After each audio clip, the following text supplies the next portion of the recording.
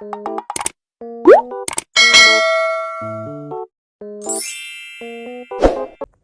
everyone and welcome back to my YouTube channel. Welcome to my YouTube channel. Today we will be talking about a serial killer from the early 1940s to the early 1990s. We will be talking about John Wayne Gacy. John Wayne Gacy was born on March 17th, 1942 in Chicago. To John Stanley Gacy and Maron Ellen Robinson. His father.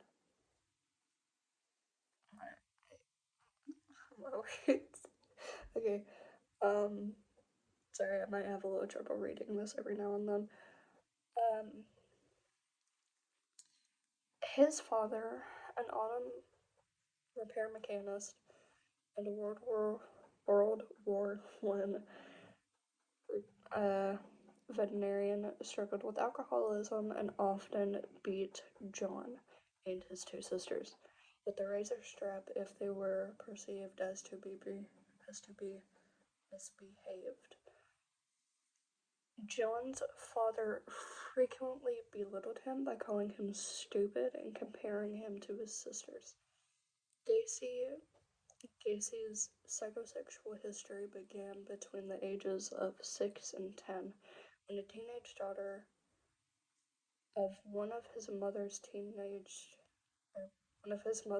friends reportedly undressed and played with him. Gacy was, at a young age, by a family friend and a contractor between the ages of 10 and 12. Gacy, a friend who was accused of sexually a young girl, he suffered alienation at school. He was unable to play with the other children due to a congenital heart condition. He was looked upon by his father as a failing. Gacy later realized he was attracted to men.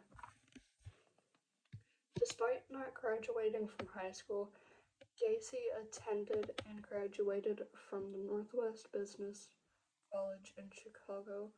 They worked as a salesman and manager at a shoe company in 1964. He met and became engaged to Marilyn Myers.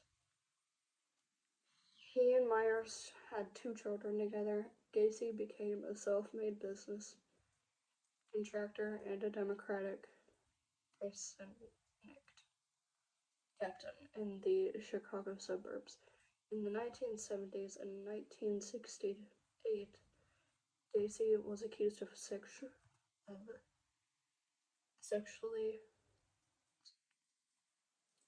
a teenage boy attempting to assault another. He denied these accusations, and some community members believed him over the victim. What?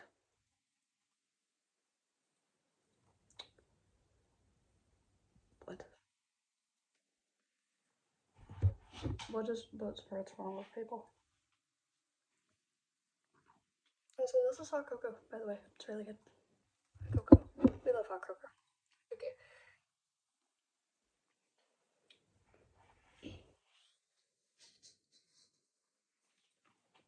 Sorry, I needed to find where I was. He persuaded one of his employers to assault the victim in an unsuccessful attempt to stop him from testifying.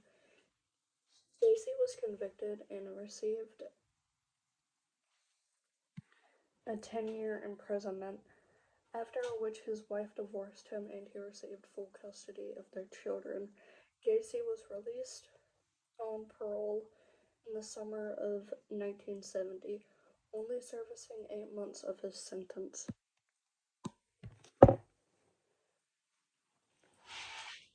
Hey, Why let him go? Why let him go whenever he's only been there for 18 months and he was supposed to serve 10 years? I don't know what goes through people's heads, and I don't really want to know.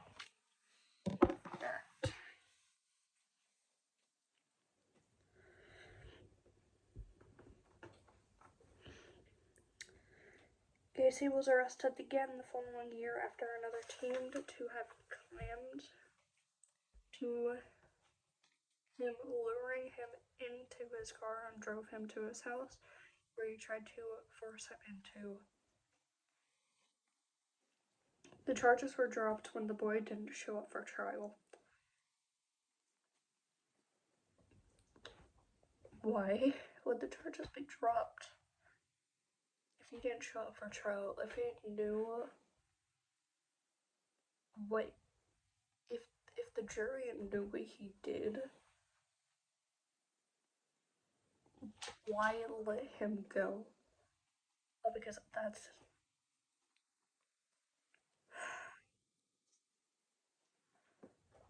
people are confusing.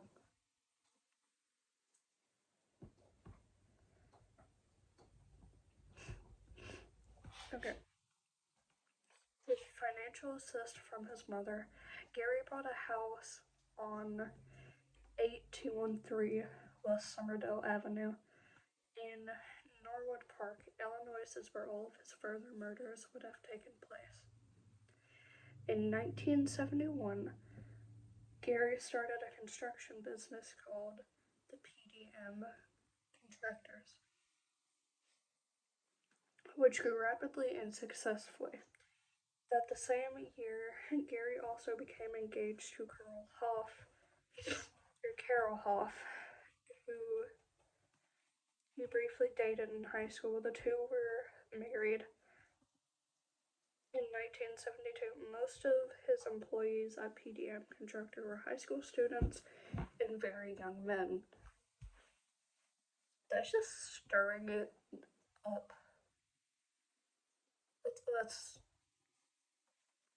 That's stirring it up, honestly. That that's like a breeding ground for serial killers.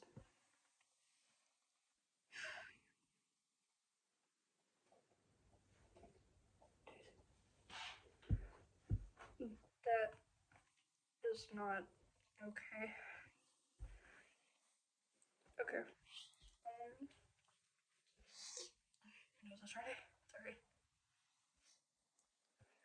Who he would position sometimes under the threat of violence. Nevertheless, Gary kept up a public front as a community man, hosting summer parties that were popular and well attended. So he's just trying to make it seem like, oh, he's a nice guy.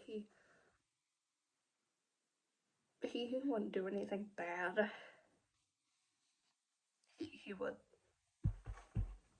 sadly. Okay.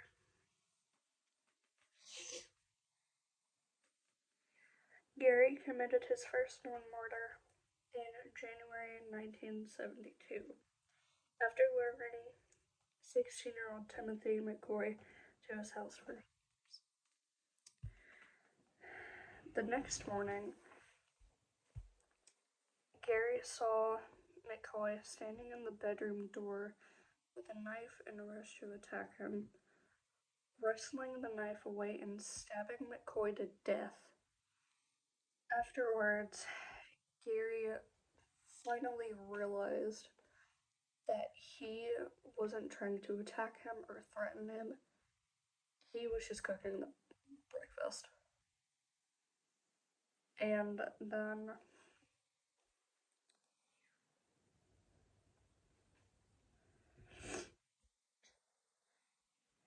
Gary discovered he received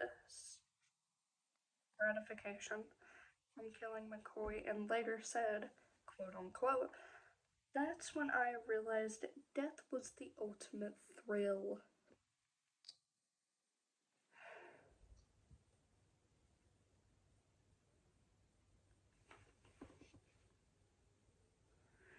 Why are people like this?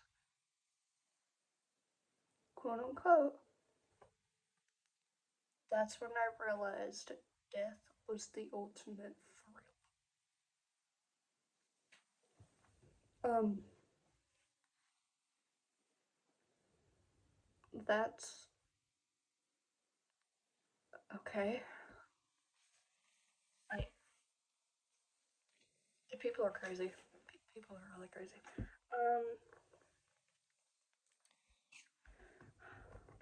Uh, Another of Gacy's victims was, don't come after me if I say this wrong, but Kovic? But Kovic. Um,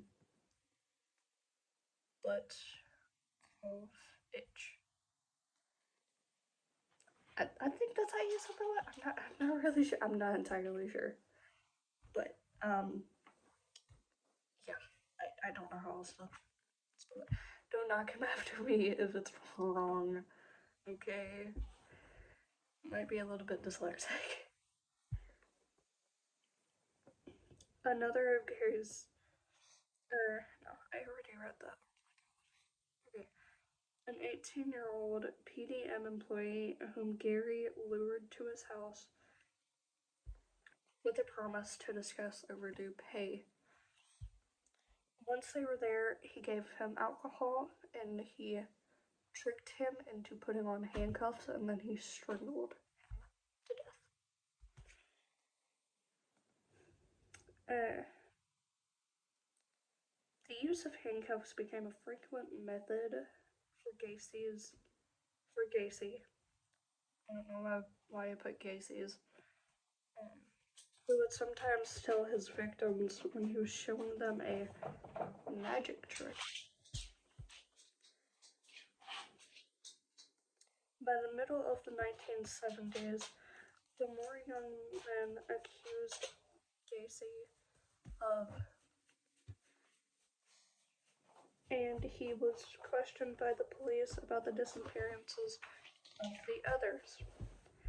Gary referred to this period of his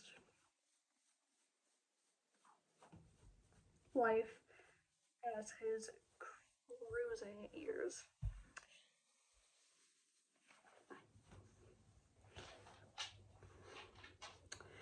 When he committed most of these murders, most of his victims were buried on the property, with several placed in a common grave underneath his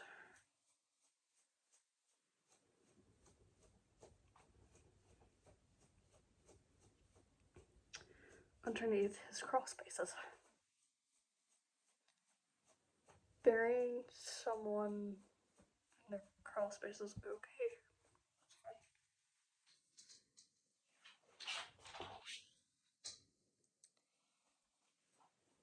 Burying someone in your crawl space, underneath the crawl spaces, but also in the crawl space. What is this?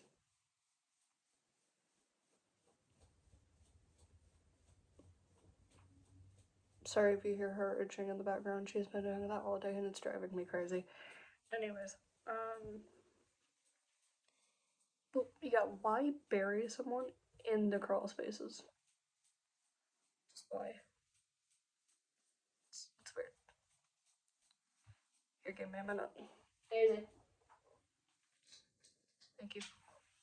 Sorry. Most of his victims.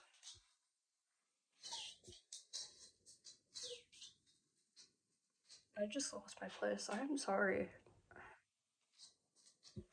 Okay, I found them. Most of his victims were buried on the property of several placed in a common grave underneath his crawl space. One of his victims, a 17-year-old PDM employee named Gregory Godzik, told his family that earlier ordered him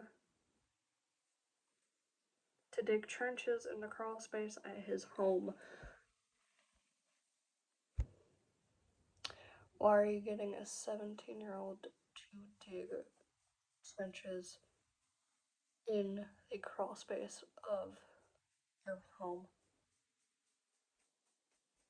Why? It's not.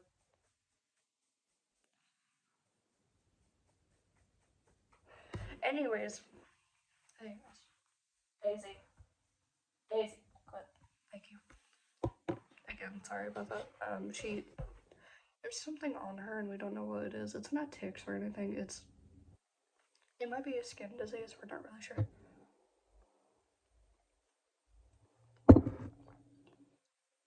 Check out. Okay. Anyways,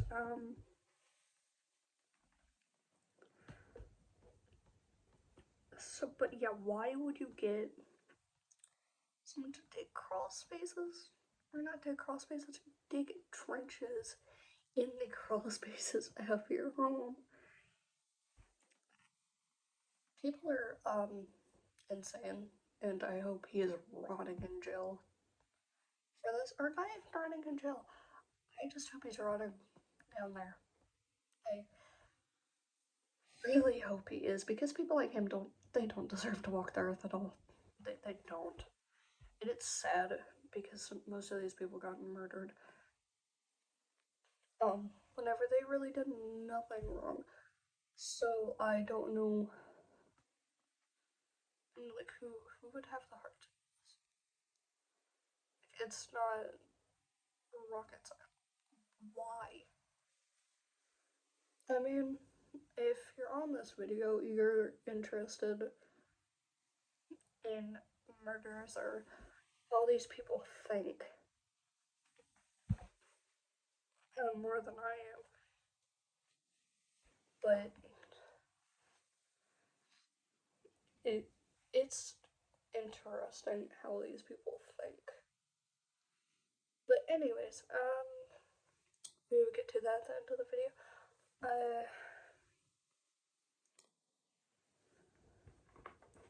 So back to what I was reading.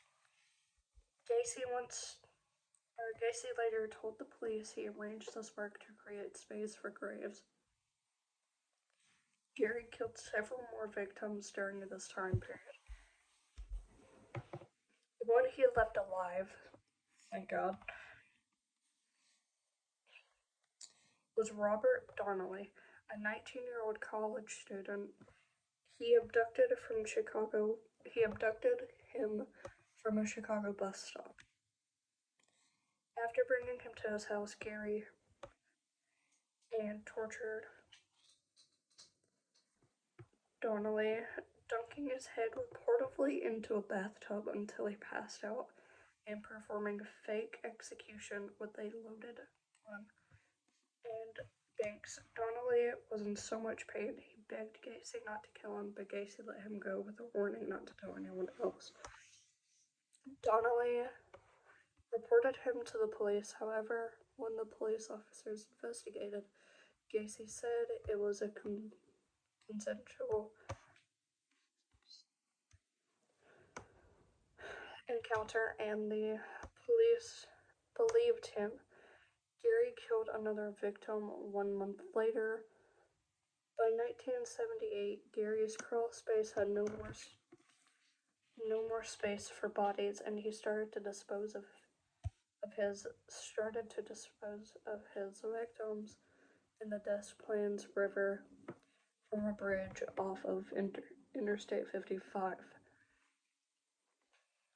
On December 11th, 1978, 15-year-old Robert Peace went missing after telling his mother he was going to meet Gacy to discuss a potential construction job.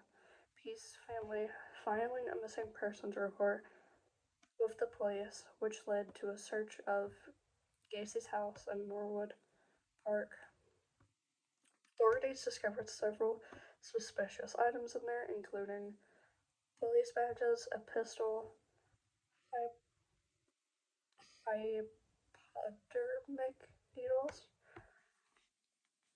graphic films, items that they later belonged, or that they later learned belonged to some of his victims. After a lengthy period of police surveillance and investigating, police discovered a receipt in Gary's house that had belonged to Peace, contradicting Gary's claims that he had no contract with Peace the day he went missing. There resulted further searches of Gary's house, eventually leading to the discovery of several trenches filled with human remains in the crossways beneath his house. Gacy eventually confessed to killing about 30 people on March 12, 1980. After a short jury deliberation, Gary was found guilty of committing 33 murders and became the world's most ruthless serial killer in American history. That is John Wayne Gacy's story. If I missed anything, just let me know, because I did kind of write that a little bit fast. It took about an hour. Because I had to research everything. But, yeah.